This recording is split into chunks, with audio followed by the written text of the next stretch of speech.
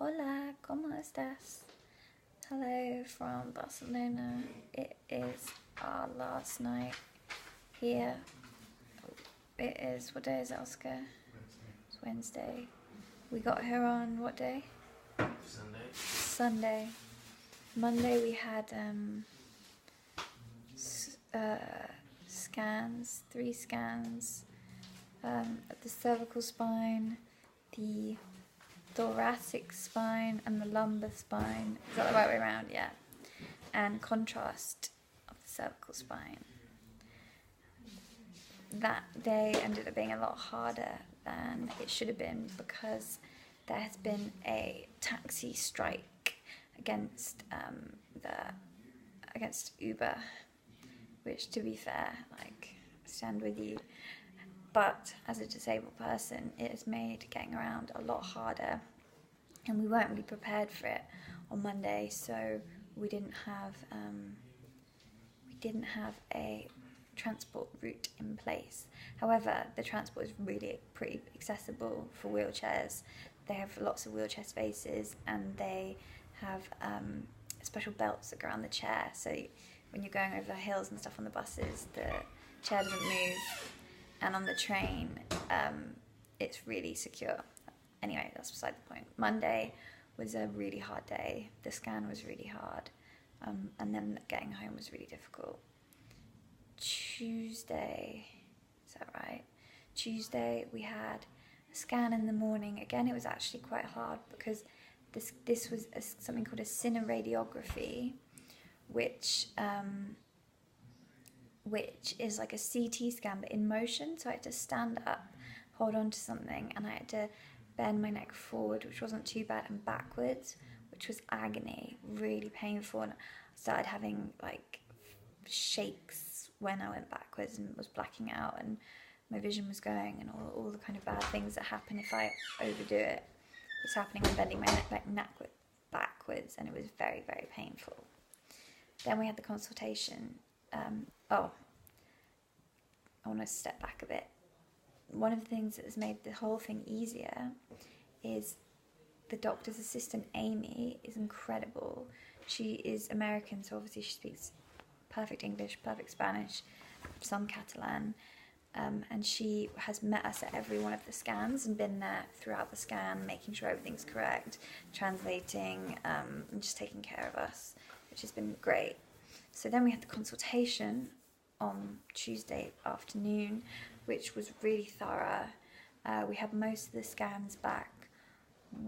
The only one we didn't have back was the contrast, cervical spine with contrast. They had it back, but they need to have a better look at it because he thinks that my jugular vein is being pinched, but so it's not able to.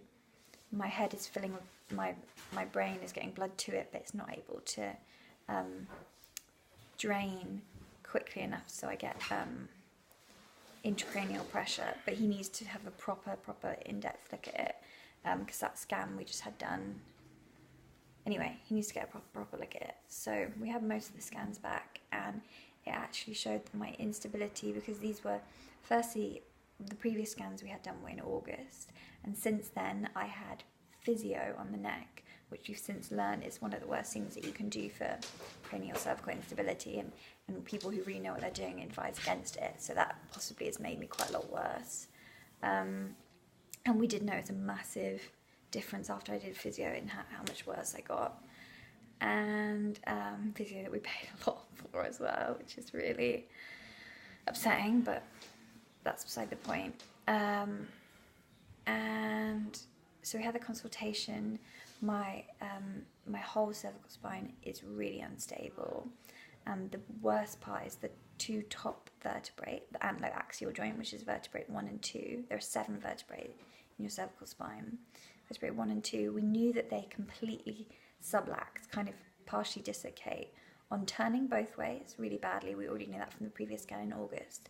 What we saw in this new scan, because it's a different kind of scan, movement scan, is that actually it's subluxing upwards. So my top vertebrae is moving directly on pressure up into my brainstem. So when I'm sitting upright for long periods of time, and so if I'm upright for too long, my symptoms my pain in the back of my neck right there gets really severe, and I start to get tunnel vision. I stop being able to speak. I can't speak. When it's really bad, I just don't make sense. I just try and say a sentence and it's complete nonsense, and I stop being able to walk when all that happens. When I'm at my best, I can speak like I'm speaking now, and I can walk, etc. And not without quite severe pain, but I'm physically able to do it. So that's one of the things that they saw. Another thing that they saw was I had a scan roughly 2 years ago, Heartlands in Birmingham, and it showed a very small syrinx, which is a pocket of cerebral spinal fluid in the middle of the spinal cord, which is not meant to have it in. And when they get bigger, they can cause symptoms normally in the feet, first of all. And it was very small when I had it in Birmingham, and the first doctor or radiologist or neurologist decided that it was a syrinx, and then someone else at that hospital decided that it wasn't, that it was just like a shadow. Now, it's gone from being tiny to being half the length, or maybe a third of the length of my spine. So really massive. And I've started, in the past months, every time I've had a neurological test, I've started to lose heat sensation and feeling in my feet. And on the neurological test yesterday, my big toe hardly can move, which I didn't realise until he tried it, and my feet weren't reacting. So that's possibly because of the syrinx, very long, thin syrinx. And so the main thing that we focus on first of all is the neck, because obviously if it continues this way, it will get worse, and as it gets worse, I could go blind, start having seizures, become paralysed, and then obviously most likely it would end up being fatal. Now, if I were to have any kind of small accident without my neck brace on, I would, could have very severe, if not fatal, complications, risks. I don't know, I'm tired. So they have suggested, in his medical opinion, I need a fusion from C1 to C7, which is the entire neck, which is actually a lot more than I thought I would need. But seeing the scans and seeing everything, I think it's the right move, and knowing how much worse I'm getting. So I want to go ahead with it.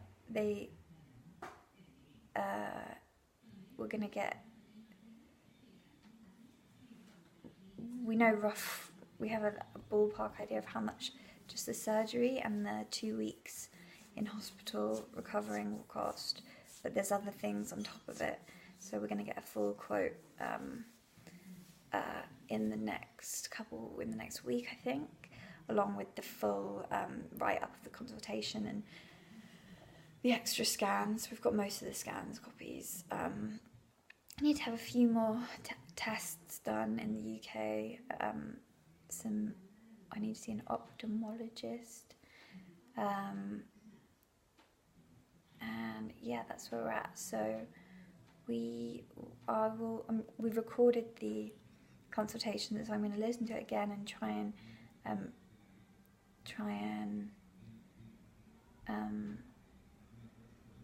listen to it again and try and write up, make sense of it. I'm not making sense anymore, so I'm going to stop filming.